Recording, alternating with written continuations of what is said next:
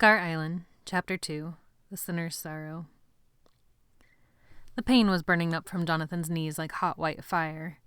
Sweat crawled down his back, and he bit his tongue to keep from crying out. He was kneeling on a dark wood contraption in the Admiral's office, facing the Admiral's desk. He'd been ordered to kneel there as soon as he was ushered in, and the Admiral hadn't looked up from the papers on his desk since. The Admiral's office smelled of waxy candles, sweat, chocolate, and a vague whiff of alcohol. It wasn't a pleasant mix, and combined with the heat of the room and the sharp ache in his knees, it was enough to make Jonathan want to throw up. His shoulders were burning from being twisted back into the handcuffs after he'd changed into a drab uniform, and his stomach clenched with hunger. He'd gone from shivering in the boat to sweating in the stuffy heat of the Admiral's office. The one-piece gray garment he'd been given was stained and threadbare, and it stretched from his neck to his ankles like a prison uniform. He blew his hair out of his eyes and tried to keep his arms from going numb. The Admiral sat behind a huge desk made of dark, shiny wood. His thin hair was mostly gray and was slicked down across his head with some kind of oily grease. His nose was the size and shape of an eagle's beak, and above were two shiny eyes, black as olives, that looked too small for the rest of his face. His eyebrows looked like two monstrous bushy cockroaches crouched on his forehead. A patchy shadow of stubbly whiskers grew on his cheeks and chin. He was wearing a dark blue uniform jacket with fancy brass buttons, like they wore in the Navy. It might have fit him when he was younger, but now his neck fat squeezed over the top button of the collar, and his belly bulged out from under the bottom 3 buttons, which were undone. He sat shuffling through some papers, sipping from a glass of brown liquid and stuffing chocolates into his mouth. A crinkly pile of shiny gold wrappers grew by his elbow with each chocolate he devoured. A blonde-haired boy, a little older than Jonathan and kind of chubby, stood in the corner with his hands crossed in front of him. He was watching the Admiral with eager eyes, and from time to time shot a smug smirk Jonathan's way. He looked like a teacher's pet, but the kind that bites. The only light came from 10 or 11 tall white candles, flickering here and there from brass holders around the room. "Brandy," the Admiral said at last. His voice was deep and breathy, like a dragon's. The boy in the corner sprang forward.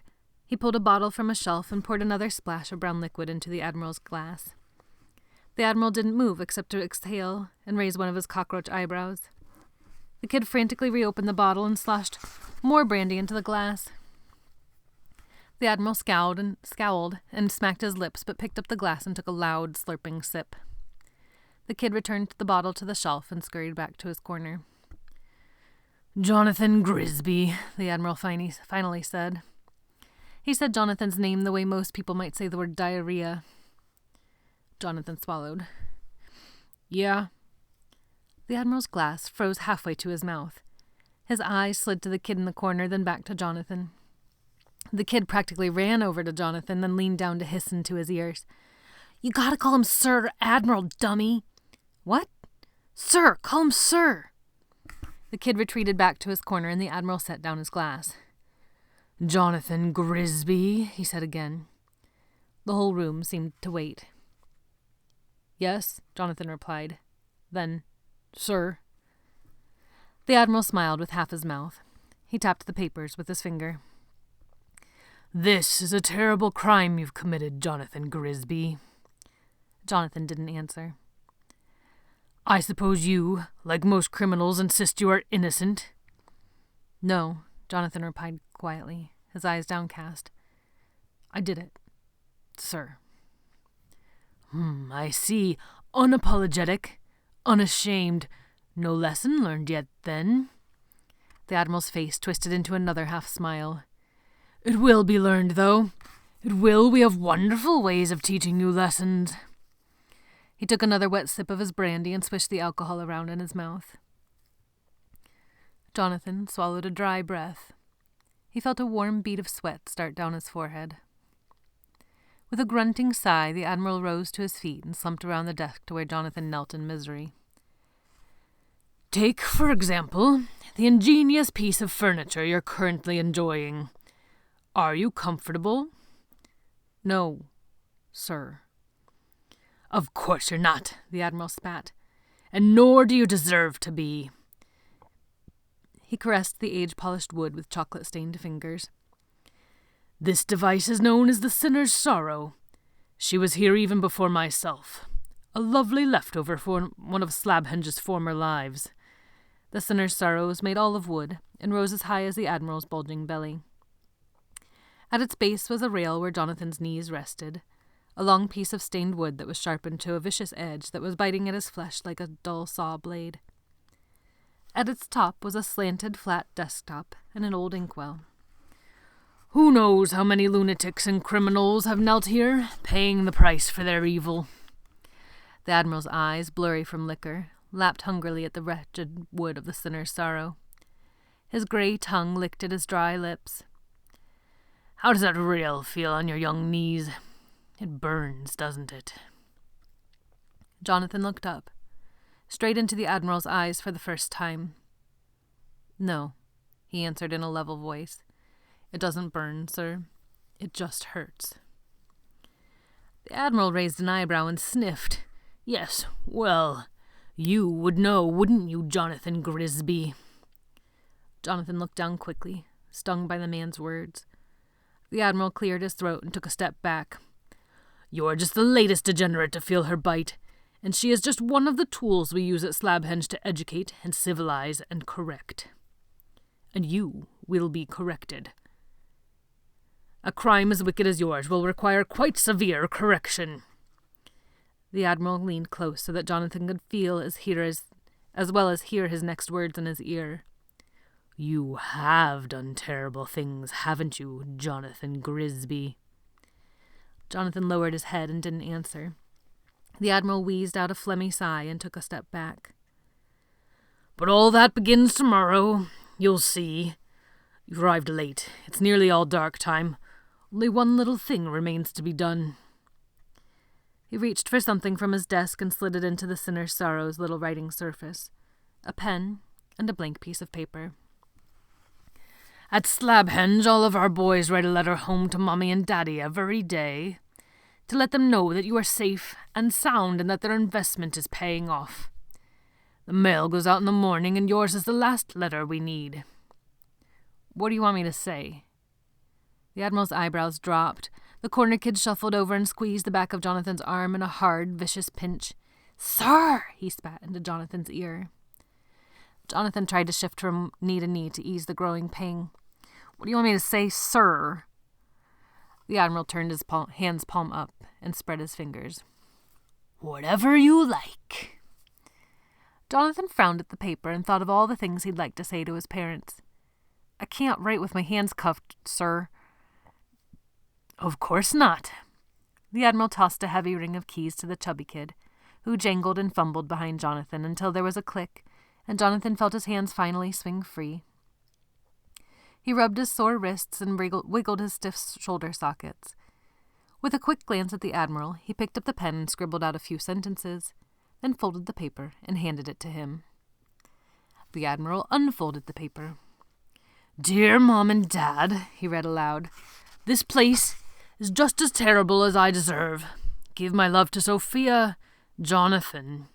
The Admiral shook his head and clicked his tongue. No, this won't do. Try it again, Jonathan Grisby. You can say whatever you wish, of course, but you cannot speak poorly of our fine institution. We don't want them regretting the difficult decision they made to send you here. So again, without the parts about Slabhenge." The Admiral slid another blank piece of paper across the desk. "My parents didn't send me here, sir." Jonathan knew that it wouldn't help him at all to argue, but he felt he had to say it. A judge did. The room hung in taut silence. "Do you think I don't know that?" the Admiral asked, and his voice was darkly low and quiet. Jonathan didn't answer. "Yes, a judge sentenced you to a reformatory for your heinous crime. But he gave your parents several choices, did he not? And they chose Slabhenge, did they not?" Jonathan swallowed. All of his trembling parts screamed at him to let it go, but he couldn't. "Yes, sir, but only because it was the cheapest. They had to pay for half, and we don't have—" "Enough!" the Admiral interrupted. He bent down low so Jonathan could look into his shiny, bloodshot eyes.